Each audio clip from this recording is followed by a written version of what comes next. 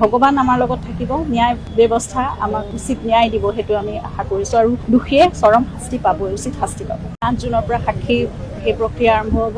গতিকে অতি শীঘ্ৰে মই ভাবোঁ খুব সোনকালে এই সাক্ষী প্ৰক্ৰিয়া, আৰু সাক্ষী অৱশ্যে বহুত বেছি, কাৰণ 394 জনৰ ভিতৰত হয়তো তেওঁলোকে সম্পূৰ্ণ সাক্ষী নামাতিবও পাৰে, কিন্তু যিখিনি প্ৰয়োজন সেইখিনি তেওঁলোকে মাতিব। গতিকে এই প্ৰক্ৰিয়াটো অলপ দীঘলীয়া হ'ব।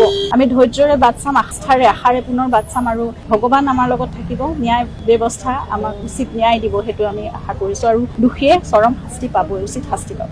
8 জুনৰ পৰা সাক্ষী সেই প্ৰক্ৰিয়া আৰম্ভ হ'ব। গতিকে অতি শীঘ্ৰে মই ভাবোঁ খুব সোনকালে এই সাক্ষী প্ৰক্ৰিয়া, আৰু সাক্ষী অৱশ্যে বহুত বেছি, কাৰণ 394 জনৰ ভিতৰত হয়তো তেওঁলোকে সম্পূৰ্ণ সাক্ষী নামাতিবও পাৰে, কিন্তু যিখিনি প্ৰয়োজন সেইখিনি তেওঁলোকে মাতিব। গতিকে এই প্ৰক্ৰিয়াটো অলপ দীঘলীয়া হ'ব। আমি ধৈৰ্যৰে বাট চাম, আশাৰে পুনৰ বাট চাম, আৰু ভগৱান আমাৰ লগত থাকিব, ন্যায় ব্যৱস্থা আমাক উচিত ন্যায় দিব, সেইটো আমি আশা কৰিছোঁ। আৰু দোষীয়ে চৰম শাস্তি পাবই।